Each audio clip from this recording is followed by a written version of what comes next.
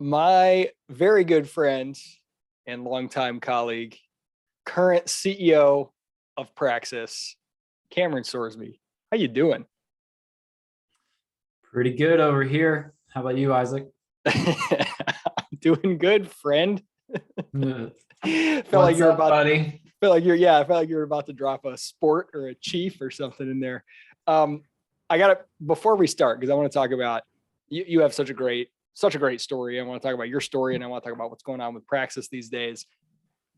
But I gotta ask you to start with, you get to pick one. Which would you rather answer? What is going on with your San Antonio Spurs or what is going on with your New York Giants? Let's talk Giants. Okay, you're done with It the will Spurs, huh? it will make me angrier, and that will give me fuel for the rest of the day. This is what I love about you. Some people feed off of positive feedback and praise. You're one of those guys that the chip on your shoulder, the anger, that's your motivator. I love it. So let's get angry about the Giants and then we'll get into your story. Yeah. So it's been pretty futile for going on almost a decade here, and they've actually made some reasonable hires and decisions this offseason so far, but the talent on the team is just so low that there's just like no short-term hope whatsoever. So you're not like, oh, I'm excited about next year. No chance. I'm thankful that the previous GM and coach are gone, and it like the only thing to be slightly hopeful about is like it's hit rock bottom and the owners are going to try to right the ship, but that's always dangerous. Like that's always tricky with sports franchises because it's like, these owners have been around for decades. How much are they actually going to change at the end of the day?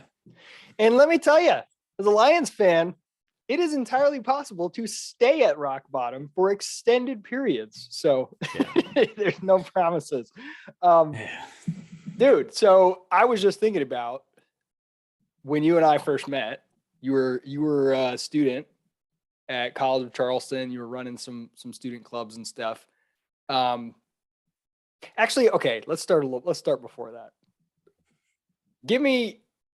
Tell me about your upbringing. Tell me about your education, because here you are, you're the CEO of a college alternative and you're helping people skip college completely and go into, get their career started, do apprenticeships. And, you've been really passionate about that ever since. You've been working with Praxis for six years, 7 years. I don't know. Since 2015. So 2015. Oh my gosh. Yeah. Six years. At least, month. Yeah, maybe more than that. And yeah. So I want to know like your background, your upbringing. I know some of this stuff, but I want to hear a little more, and I want to everybody listening. How did you end up there? Like, give me your story. Yeah. So growing up, I think it's, somewhat common. Like I was the kid who never really gelled with the school environment. I loved to learn. I was pretty intellectually curious. I was like into politics and current events at like age 8. I remember like watching like the late night show with like Jay Leno and Dave Letterman, and they'd bring on like important people. And, I remember like I was born in 1990. I remember following like the Clinton Lewinsky scandal and things like that. And then that, evolved into like listening to talk radio with my parents, going to and from school and soccer practice and everything. And like at 10 years old, I had like very strong opinions on what was going on in the world and everything. And I like to read. I always, was typically, reading some kind of biography or like political commentary book and whatnot. And I loved playing sports. I was super competitive. I was a good soccer player growing up. That was like, took up all of my time outside of school, essentially. So school was always this thorn in my side. I felt like it was the thing that was preventing me from getting to do the things I actually wanted to do. When there was an interesting class, usually like history, I would be engaged in class. But even then, it was like, I'm busy with soccer outside of school. Like, I don't even want to do the homework, even if even if the homework isn't too bad. Like, it always seemed ridiculous to me.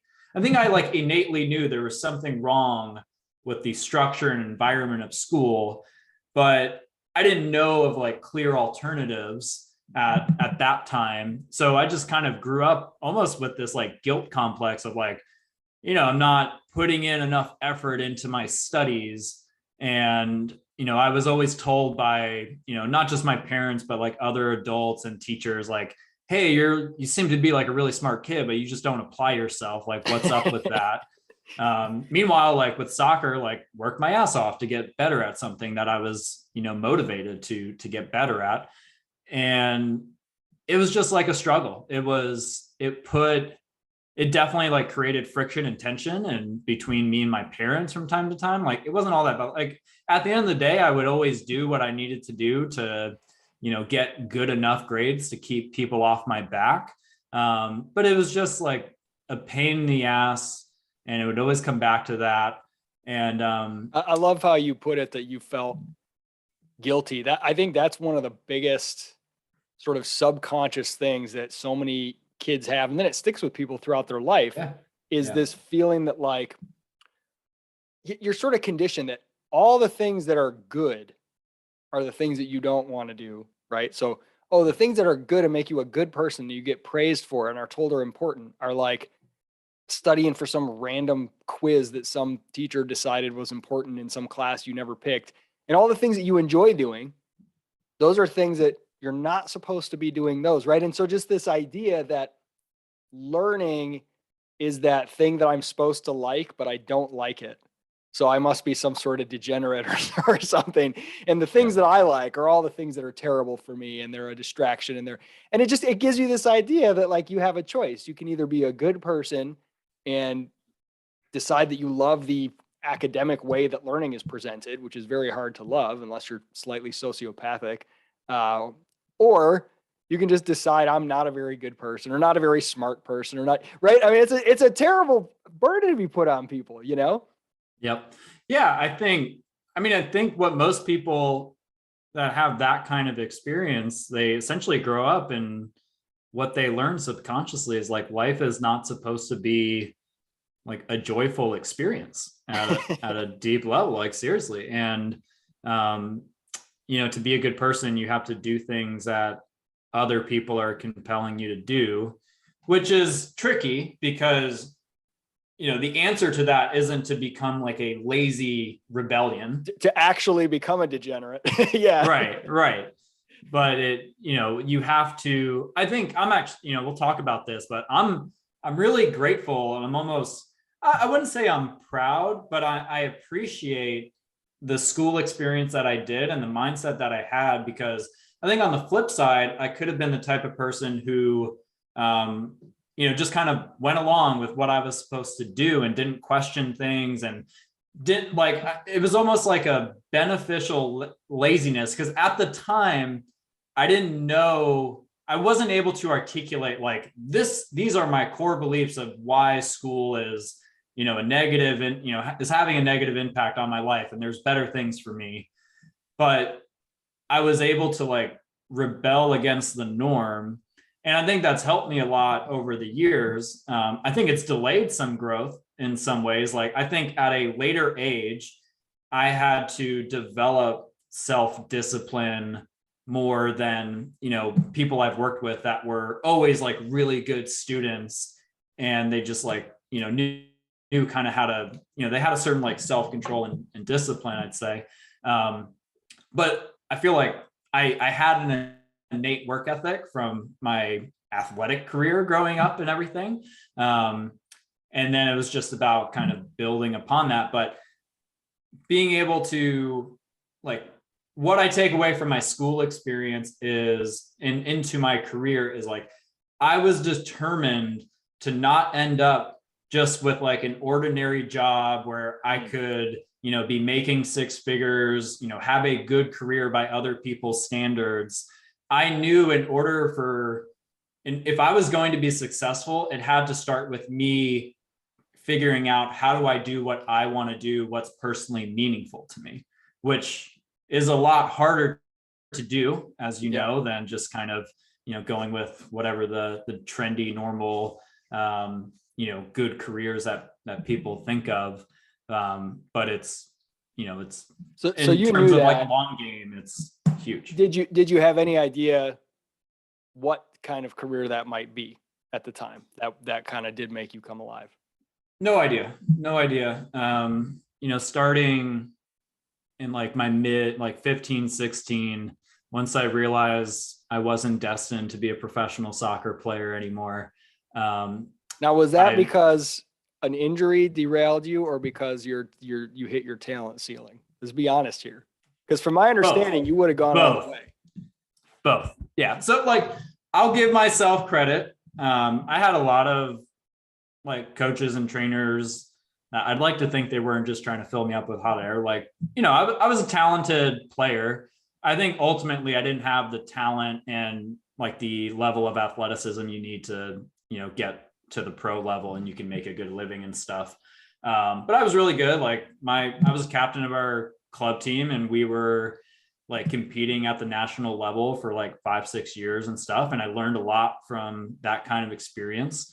But yeah, I think I would have maxed out as like a small mid-level, like D1 college team. And I also had injuries like late in high school. So, and I just kind of got burnt out from it eventually. And like a lot of people do with youth sports. So just figured to like, all right, this isn't going to end up, where I want to go. So I'm just going to kind of move on and figure things out from here. So you kind of had a sense that, school didn't really get you fired up. You kind of just sort of like did what you needed to. And you also had a sense that you weren't going to be happy just following a track that gets you a good paying job. You needed something that you cared about. How did that factor into the college decision? Like, did your parents want a certain thing for you with college, and you were kind of like, what ended up happening there, and how was that decision made?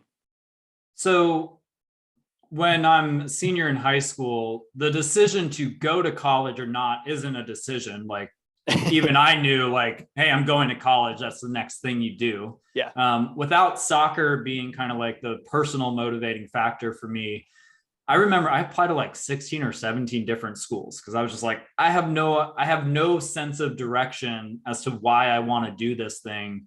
I just know I'm supposed to do it. It's embarrassing if you don't go to college after high school, especially if you don't have some, really cool, impressive, like alternative plan to going to school and everything, which nothing existed back then unless you're some like, prodigal entrepreneur kind of person, which I definitely wasn't that.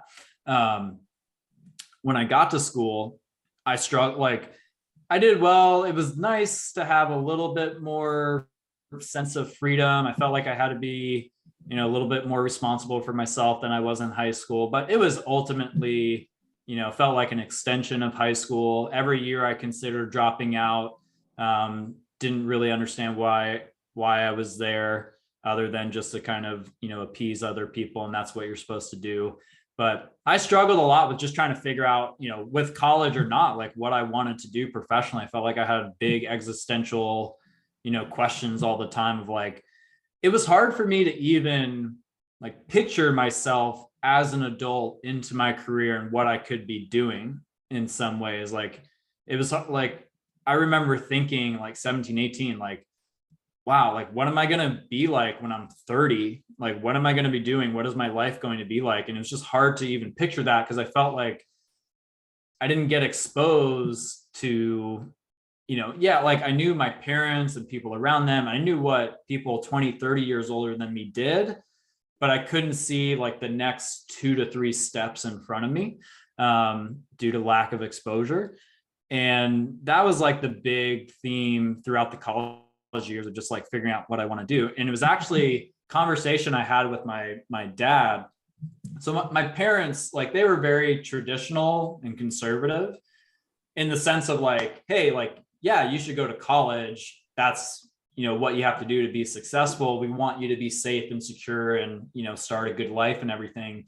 But I never had like pressure from my parents to like, you need to become a lawyer or doctor, or, this specific career path. They were always pretty encouraging of like, hey, find what you want to do, but just, more limited in how you should approach that. But I remember I had a conversation with my dad probably right before my junior year of college, talking about like, trying to figure out what I want to do. And his big advice is just like, stop worrying about, trying to plan the next 10, 20 years and pick one career path. And it was try to, follow your interests and see where they lead you. And good for you, Mr. and Mrs. Sorsby. Not putting pressure not too bad. on them. Yeah, that's good. Yeah. So that was kind of like a light bulb. So entering my junior year, that's where I was like, all right, I'm not going to worry about if I want to go to law school or what I want to do. I know I'm interested in politics. So like, what's the easiest way to get involved in that at this stage? It's, join and help run a student club. And then I volunteered on a political campaign for a couple of weeks.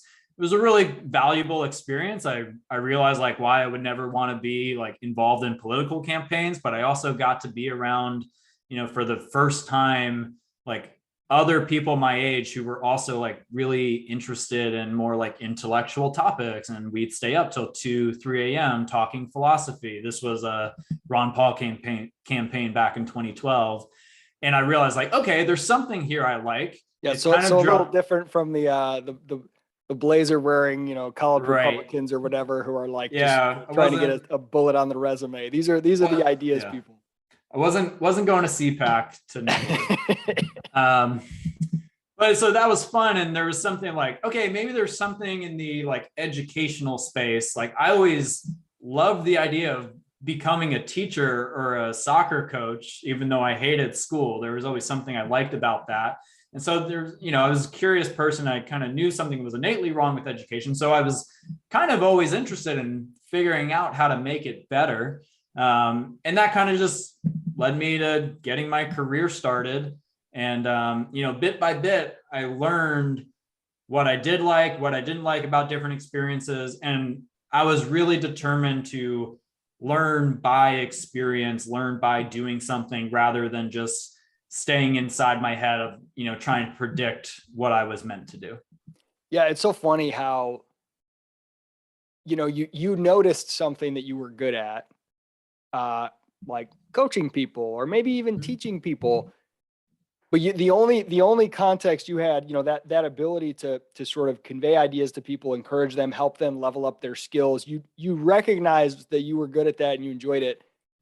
But in your experience up till that point, there was really only two ways that you could manifest that: as a sports coach or as a classroom teacher. And turns out you are a phenomenal manager. You manage people so well. And like, you wouldn't have known at that time, right, that was another way to express that talent, managing a department or managing a company, or, you're managing other people in a business context. Again, that's why it's so important to try to get those exposure to different ideas earlier. Cause I mean, so many kids that we meet are like, I shouldn't say kids, but young people are like, what do you want to do? Well, I like to read a lot, so I guess I have to be a librarian, or you know what I mean? It's like the idea of jobs like comes from a cartoon. It's like you can be a fireman, an astronaut, or like a guy that wears a suit and holds a briefcase, whatever that means. You know what I mean?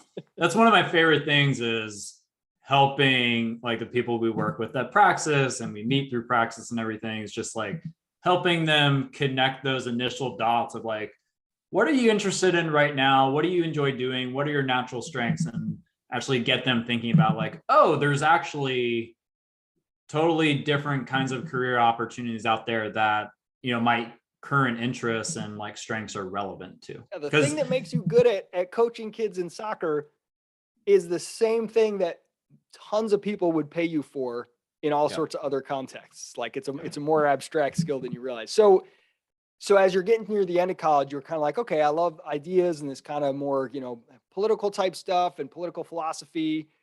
And you kind of had this green light from your dad to kind of help you say, okay, I don't need to decide long term. Let's just think about the next couple of years. What's interesting.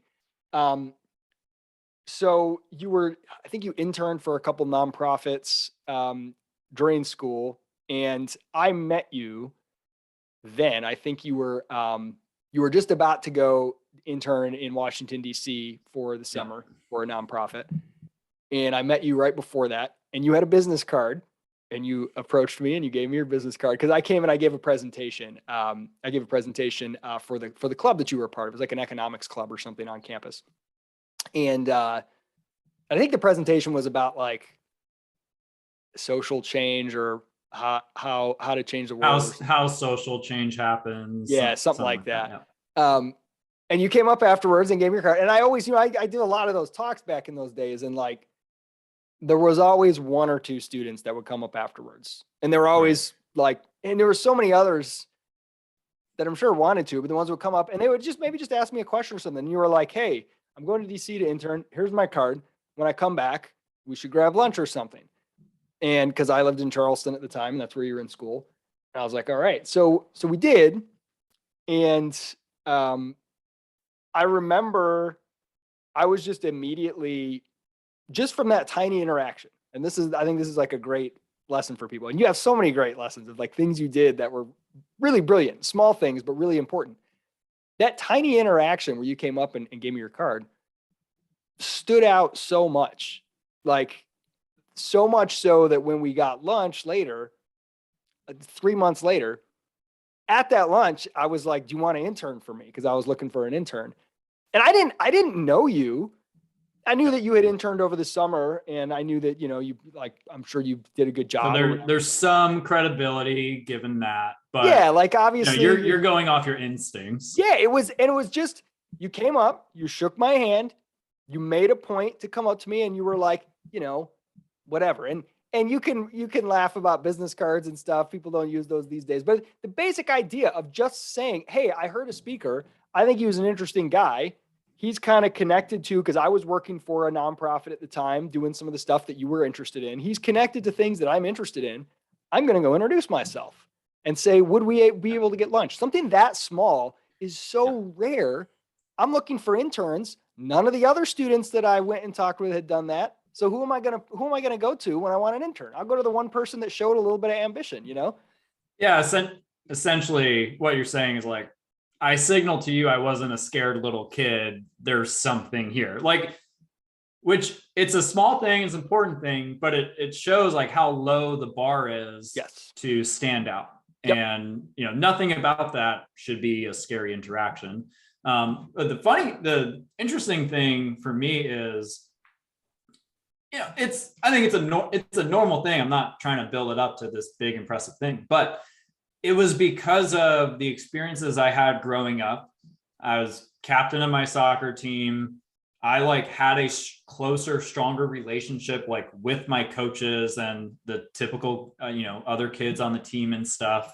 Personal soccer trainers. I was around adults a lot, really comfortable with them. In high school, I was a golf caddy, so I had to be around the big wigs and executives and, be able to build camaraderie with them. So especially today, most college students, high school students, they don't really present themselves as young adults. They present themselves as old kids.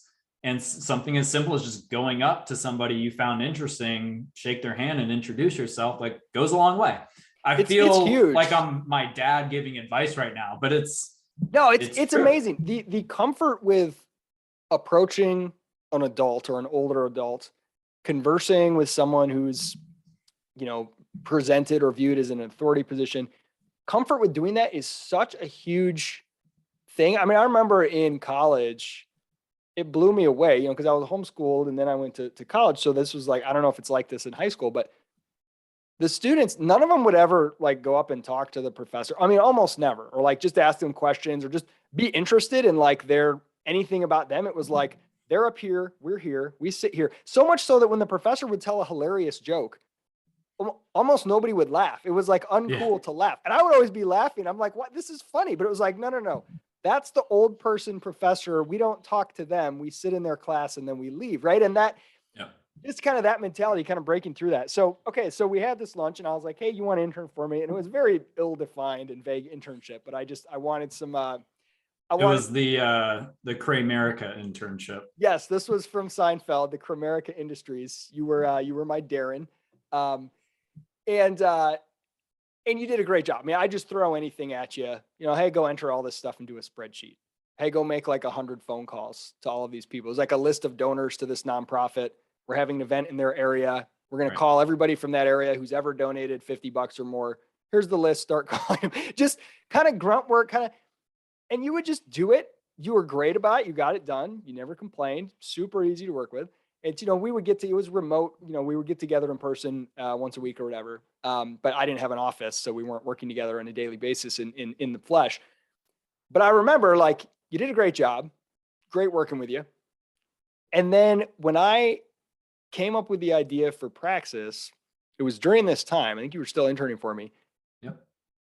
And I only told my wife, TK, who's my closest friend, and my brother Levi, and one other friend. That's it. I was like keeping it really close to the vest, but I had this idea. I wrote out this business plan. And within like the first 2 days of writing it out, I showed it to you. And I was like, hey, what do you think of this? You're a college student. I think you were a senior at the time. This is this alternative to college or supplement or whatever. It's just an apprenticeship program, get people going, but really the idea was to, say college doesn't work, do this instead. And I can't remember if you were physically there or if we were on the phone, but I was sitting on a bench overlooking a pond in my backyard. Were you with me or were we on the phone? I was with you. It was a very romantic setting. It was. I think we were smoking cigars together. There was some swans in the pond, it was very romantic. Yeah. Sunset maybe.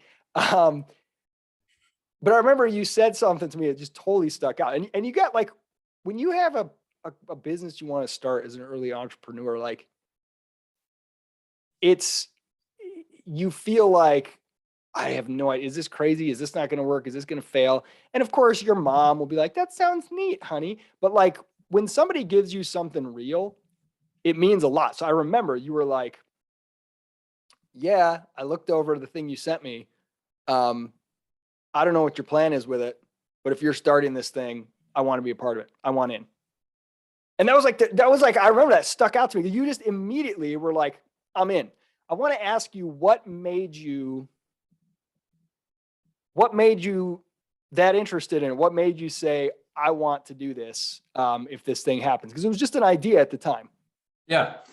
I mean, the idea itself, it felt like it embodied everything that I felt was wrong about not just college, but education in general. Some of it I could articulate at this point. Some of it I couldn't. And then to be able to see like the concept for Praxis, which is still pretty dang similar to exactly how the program runs right now, and like the core business model on paper, like it just immediately resonated with me.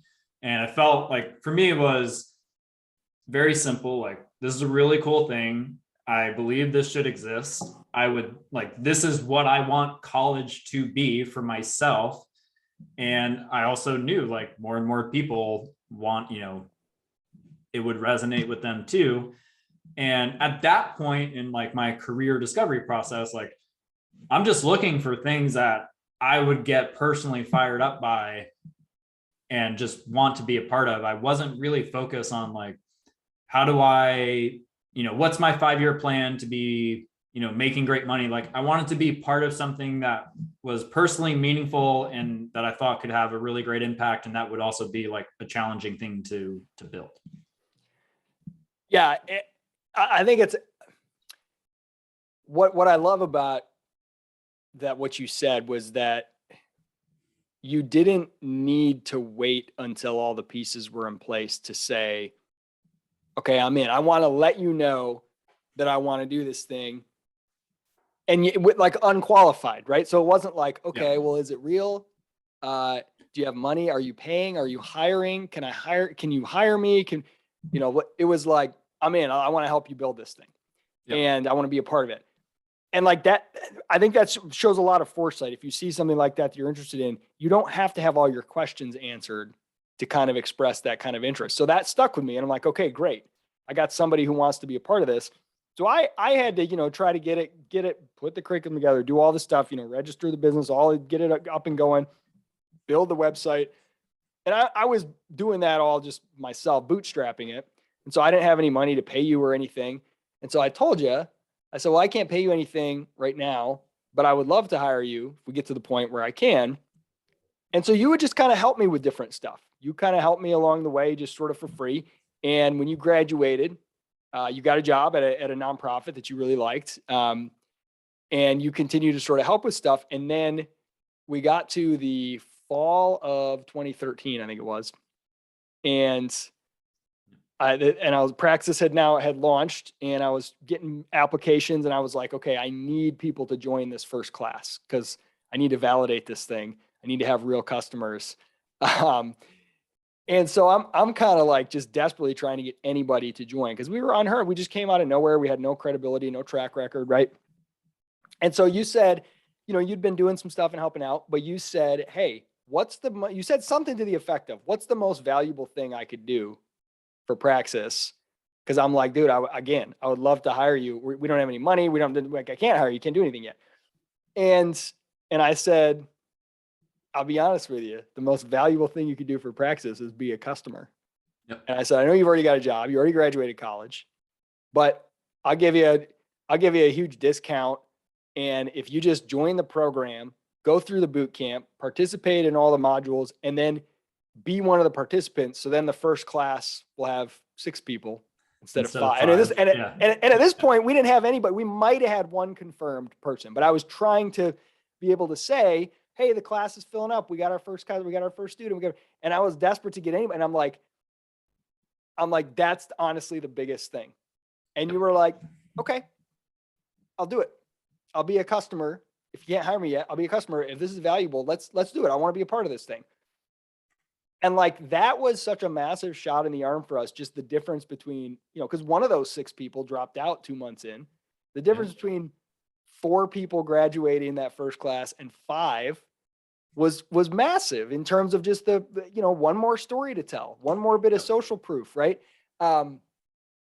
So I'm curious, during that phase, and you were still helping us with some stuff, but you were, a customer of Praxis. Customer first, yeah. Yeah.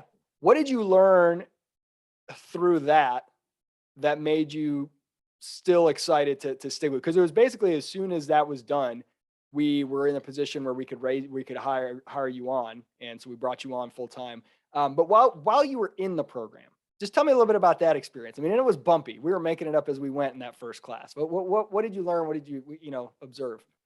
Yeah. First of all, as a customer, the experience didn't feel bumpy at all. It was awesome, and it felt very smooth, and it was really valuable. But to set the stage, like on top of my, I wanted to be a part of building Praxis. So that was plenty enough incentive to, become one of the first customers, to be valuable to the company. But I also really valued going through Praxis just for like the sake of my own professional development. I'm coming out of college. I have that first job. I really valued that first job at Fee, but I also knew at the same time, like, I don't want to be in this like nonprofit world long-term. This is not the career path I want. So I'm still trying to figure out what I want. And so I kind of used Praxis as this like more entrepreneurial approach to an MBA, essentially. Yeah. And the number one most valuable thing for me was, by working full time in my first job out of school, plus spending my nights and weekends working on Praxis as a participant, that was a game changer. And the biggest theme was like, it took my confidence of, I can build the career that I want to build, increased it 10x. It was the first time I was, doing a formal, like more educational program that I felt like I was choosing to do instead of I felt compelled to do like my entire school career. That was huge. And then working full time and then coming home and then like diving into the curriculum as it was set up back then. It was super fun and enjoyable. And I also got to just like learn about the program and think about like what I would do differently. And I got to know, TK, who was also involved and stuff. And it was just like something really exciting in the like educational early career space. It felt like I like came alive from it.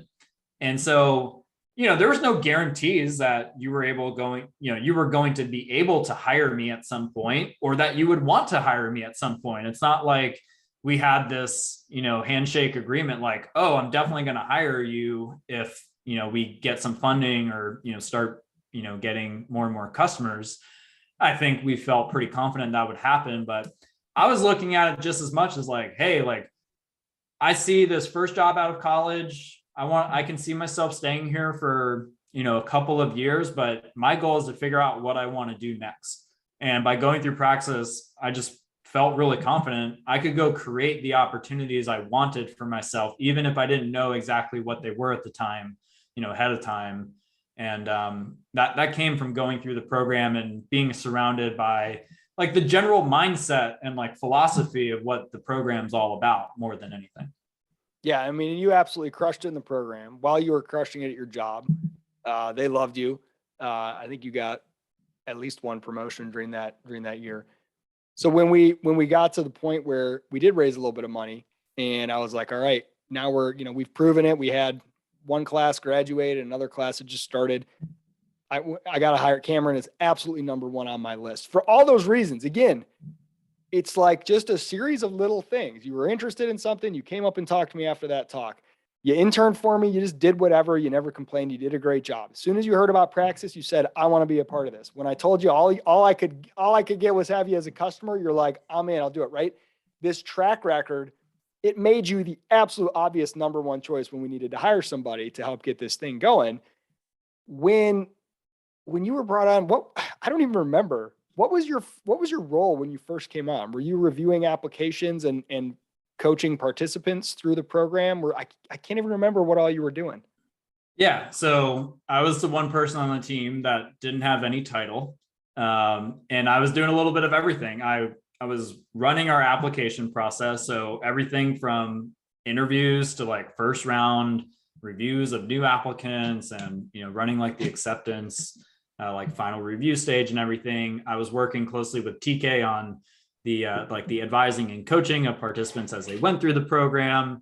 And then I was kind of like coordinating most of our like in-person marketing events and stuff. So, and obviously like we were a team of 4 or 5 to get started. So everybody was doing a little bit of everything, but pretty much everybody else on the team outside of you and me, like had more of a specialization. And that was that's the best thing for me, because one, like I didn't have this specific specialized skill set. What I could bring value, like what was valuable was just being able to chip in a lot of different areas. And I think I was good at like connecting the dots and figure out like, okay, how could we make this process better? How could we make the program experience better? But there wasn't one thing you could point to and be like, oh, Cameron does this really well. So it allowed me the freedom and flexibility to just learn by doing a bunch of different things for really like the first 2 years of working for Praxis. Dude, you were the fixer. It was the greatest thing ever. It would be like anything that is suboptimal or just has been neglected or whatever. Just put Cameron on it. Just be like, Cameron, just make this better. I don't know what's going on over here. Fix it. Or anybody that I would pair. Well, I don't know what exactly got cut off, but I was saying you were the fixer. That yep. Anything it was problematic or whatever, just be like, Cameron, just go figure it out. Do something. And it would just get magically better. It would just improve. Or like, okay, TK is working on a revamp of the curriculum. And I'd be like, Cameron, you just work on it with him. And then TK would come back to me and be like, dude, I feel like this thing was just put on steroids with Cameron on the team. Cameron finds a way to get the best out of me. Like I could pair you up with anybody and suddenly their work would be better. And like you had this way, again, that's that coaching thing. So the one thing that we did notice, you did say you were managing the in-person marketing events. We did a lot of tabling at conferences and stuff in those early days. We did have to pull you off of tabling. That is one thing, because it became dangerous for my health. Yeah, the flu game. We would have a bucket of candy at the table, and Cameron ate the whole bucket and got really sick, and he couldn't control himself. So maybe that's one of those lack of self-control moments. But you powered through. That was your flu game. You powered through the sickness. I remember that. But no, I think, again, like, you never sought credit or a title, or you just wanted to do whatever you could to make Praxis succeed. And like, you would just do it. Like, the problem would just go away if I put Cameron on it. It was kind of how I felt at the time. And it was so invaluable to me. So, as the company grew and we got up to 10 employees and 15 employees, I would just put you in charge of more and more. And I don't know, at some point you officially got the COO title or something to that effect. But I mean, that's basically what you were from day one. Like, you just made the trains run, So tell me about you. You worked with participants directly. You coached some of our participants. You did application review. And then you also worked on the business partner side, working to acquire new business partners and to place people at business partnerships. What did you see and what did you learn in those two experiences, and what was different about them? Yeah, so when I first joined, for really like the first year and a half, 2 years, my primary day-to-day responsibility was working directly with participants and stuff. And that was a very comfortable thing for me, just kind of that coaching aspect and whatnot, something I felt I really enjoyed doing, and I felt, very, suited to doing and stuff. And then it was like 2.5 years in, there was this gap that we needed to fill on like biz dev and placement recruiting companies to hire participants and stuff. And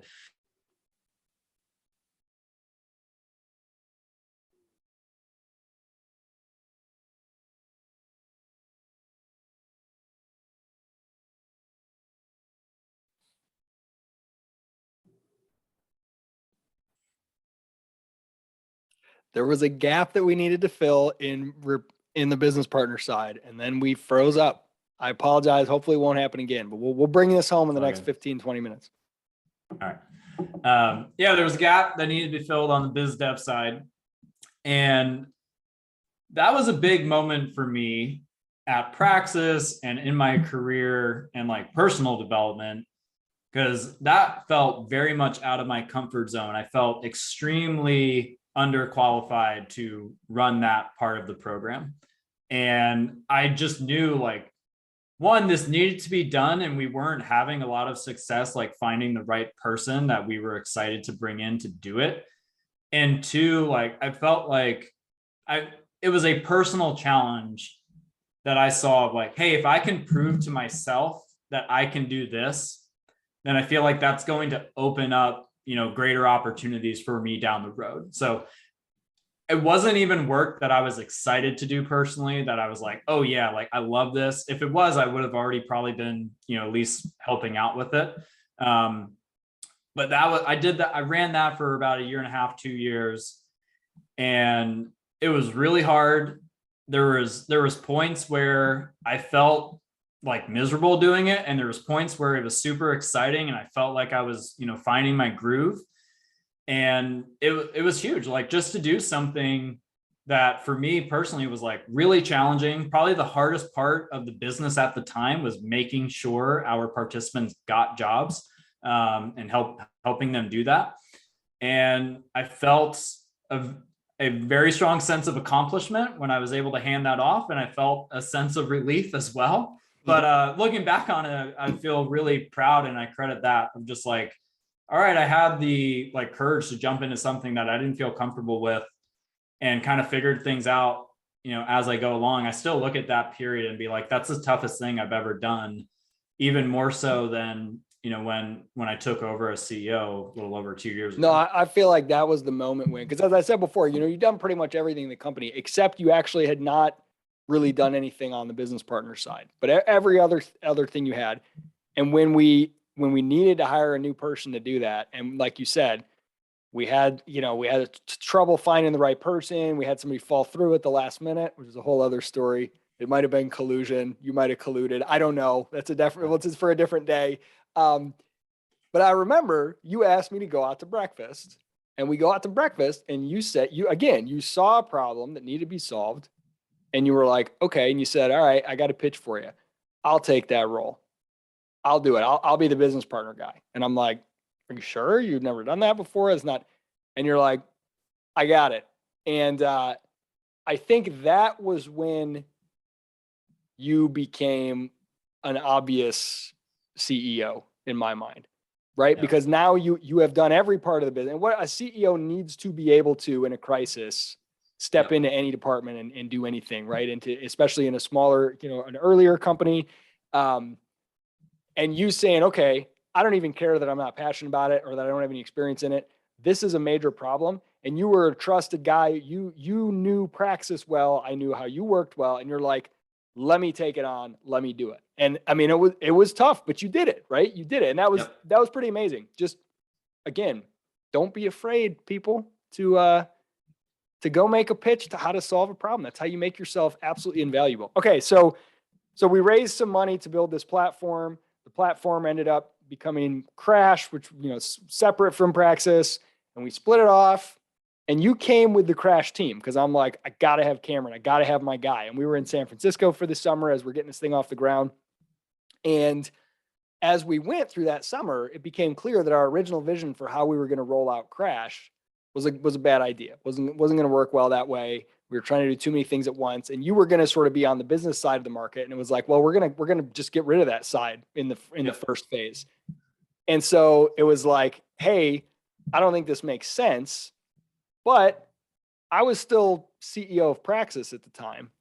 And it was basically, I mean, not being entirely neglected, but it wasn't getting the leadership that it needed and deserved, right? Because I'm working on building Crash. And I remember I don't even remember this is crazy because it's like our minds were just like, I don't remember if you pitched me or I pitched you, but I think I came to you and said, I want you to be the CEO of Praxis. Are you game for this? What made you decide to, because you've been through a lot at Praxis, you've been through the trenches and you've done a lot of stuff, and then Crash, and then that didn't work out the way that it was supposed to. You could have just gone and done something new. And I think you thought about that for a while, right? But what made you decide, I want to do this. I want to take over and I want to take Praxis to the next level. Yeah, it was, I came to you and told you like, hey, Crash does not need me. And it's clear, like with where what phase we're in. Like, that's right. You did come to me. I'm not going to be valuable to the company and stuff, with what the company needs and everything. I felt very comfortable with that. I think that comes down to just like, self-confidence at the end of the day. Like, I know what I am and I know what I'm not. Well, and you said, and this is so true, but it's very, very hard for people. You don't want to work at a place if you don't feel that you can bring enough value. That's like not a good, it doesn't feel, you don't want to accept a paycheck if you don't feel like the value you can deliver is commensurate with that. Right. And like, you're my guy. Like, I loved working with you. You're my guy. So I probably would have kept you around longer. Right. You know what I mean? Right. We could have find a way. If I saw like, okay, this isn't going the way we thought it was going to, but I'm just going to ride it out and collect the paycheck and mail it in a little bit and just be around or whatever. Like, obviously that wouldn't have been good for anybody. But yeah, after that I had made that decision, and then you brought up to me like, hey, what do you think about coming back as CEO of Praxis? And my initial thought was like, I was pretty skeptical. I was like, I feel like I'm just ready for something new. I'd rather go find out what that is. And, we've been in the trenches for 4 or 5 years at this point. So I was like ready for a little break too. And, but I thought about it for a weekend, and literally like every hour of that weekend, I was actually more excited about the idea. And I just trusted myself. Like I was excited about it. I wasn't gonna, worry about like the details of like, oh, is this the right thing to do given what I'm just coming out of, or, how much, well, what are you going to pay me as CEO for the first 6 months, whatever, while these two businesses are still one and the same and whatnot. Like I saw the opportunity, and at the end of the day, just like the first time I joined Praxis to begin with, like the answer was like, this is the one thing over everything else I could do that I want to do. So the answer is yes. And we'll figure everything else that needs to be figured out. You have a way of stepping into storms as well. I mean, like when you took over the business, the placement side, it was a mess. It was a storm. Yeah. And this was kind of a mess. Praxis was kind of a mess because it had been sort of neglected.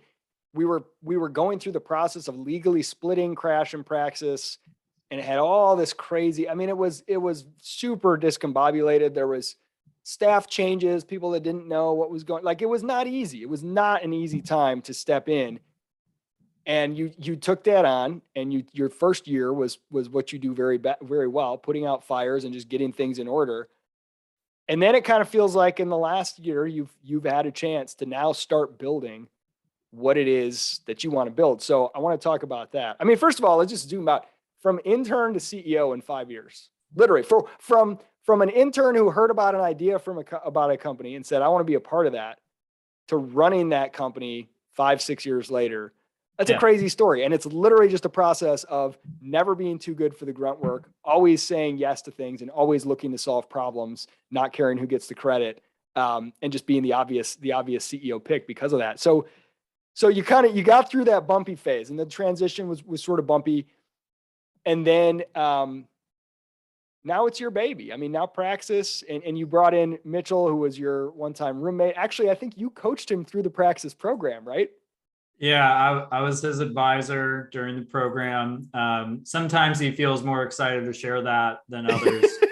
You taught him but no, everything he knows. I mean, we were roommates, watched him go through the program. We just built a really strong relationship. And I think, just quick note on Mitchell, like I think pretty early on meeting each other and getting to know each other, we knew like at some point in the future, like we're going to work together and stuff. Yeah. So tell me, what's it like, man? How's it been? How do you feel with what you have in front of you? What are you guys working on? What's the, tell me how Praxis has been going in the last year or two. I know you've done some really cool stuff, a medical freedom scholarship with COVID. I know you guys have been growing. Give me a state of the Praxis as it stands and a state of the CEO, and then what's next? Yeah. So the 2 years since we took over their business, it's gone better than I expected. The first year, like we knew to get me out of the way, and everything just started to go amazing. Yeah. The problem solved.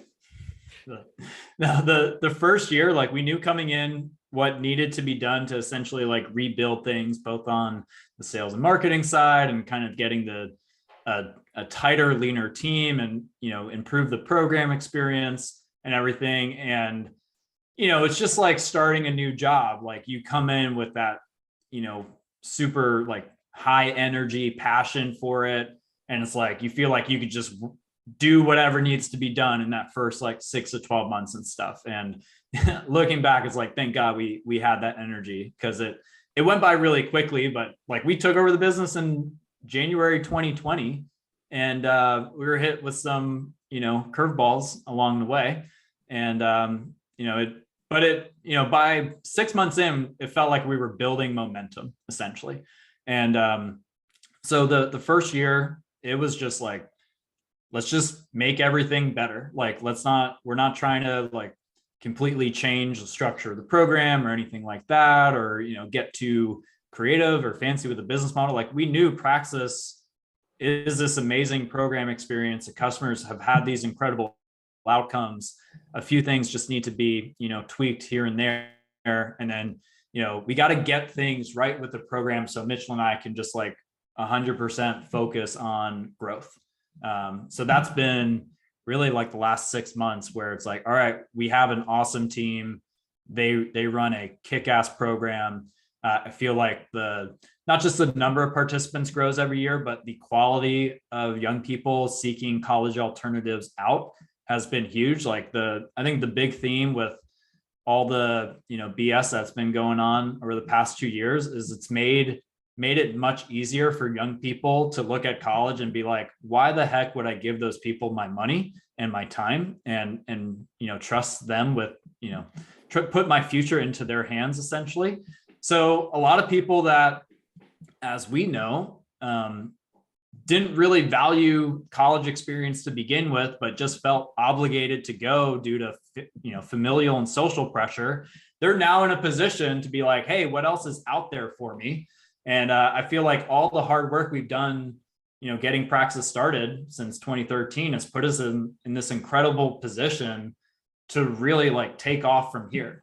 We're back to doing over 100 participants in the program a year, have like super high graduation rates. The jobs that participants are getting, they're at awesome growing companies. They're doing really cool work. The community of Praxis is like super fired up. There's activity, constantly 24/7 in the community and everything. And I feel like, we're in the position where it's like, we can build the business and the program that we want to build. It's kind of like in our hands of, do you keep Praxis on the, smaller side and keep it a little bit more exclusive and, make sure like the types of people that are doing the program are the right fit and we're able to work with them really closely? Or, do you want to blow this thing up and stuff? And, personally, like it's interesting. Like I think about my career motivations a lot. And when I got started, what initially attracted me to Praxis was like, I'm this kid trying to figure out, like, I just want to work on something that's personally fulfilling and impactful. And that's still true today, but it's also not enough anymore as I've grown. And now I'm just as excited about building the best business possible. And it's like a huge cherry on top that business gets to be Praxis. And I think that's like the best service that I could give to Praxis is like, I'm trying to make this like the greatest business that I can make it. And obviously that's going to be, in the best interest of our customers, hiring partners and everything like that. So I tell the team this pretty much every month, but every month I get more and more fired up about what we're building and what we get to do. And especially with everything that's going on in the world, it feels like Praxis gets to be like this haven where sane, people can come and be like, all right, like I want to become a better version of myself. I want to build a career that I feel like I have control and agency over. And I don't feel like I'm dependent on these, large institutions to, for survival, whether it's higher education or, larger corporations and everything like that independence and sense of control over your life. Like, I think that's what Praxis really stands for at the end of the day. And we deliver that in a very clear, tangible way through, the apprenticeship program. Yeah, it's been pretty amazing to see how much the tide has turned from when we started this thing, 2013. Oh my gosh. Yeah. The way, and even, I mean, when you were doing applications and things in 2015, trying to talk to applicants, trying to talk to their parents, the resistance, the kind of people, the true early adopters who were willing to try this program were like mostly out on the fringes, Yep. And it was a tough sell even there. Our own track record and success has definitely helped, but the world has shifted so much to where almost all the brightest, most ambitious people, even if they're in college, they're like, yeah, it's a waste, right? Like it's not that hard to people understand that now. And I think it's really, really hard to run something like this, an alternative to a very powerful status quo institution that has sort of a religious dogma behind it with college. And we have seen so many come and go in the time that Praxis has been going.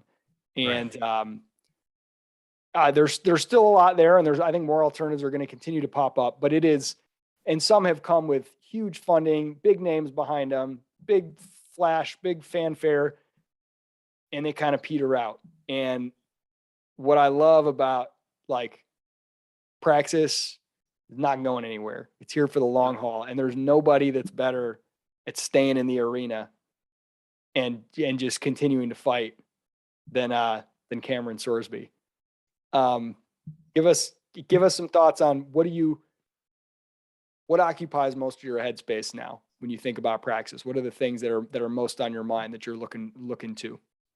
Yeah, I keep it super simple. I'm either thinking about how to grow Praxis, how to bring in, more Praxis quality participants, customers, or I'm thinking about how to make the program experience better for existing and future customers. And probably the thing I'm most proud of over the past 2 years is like the team that we've built.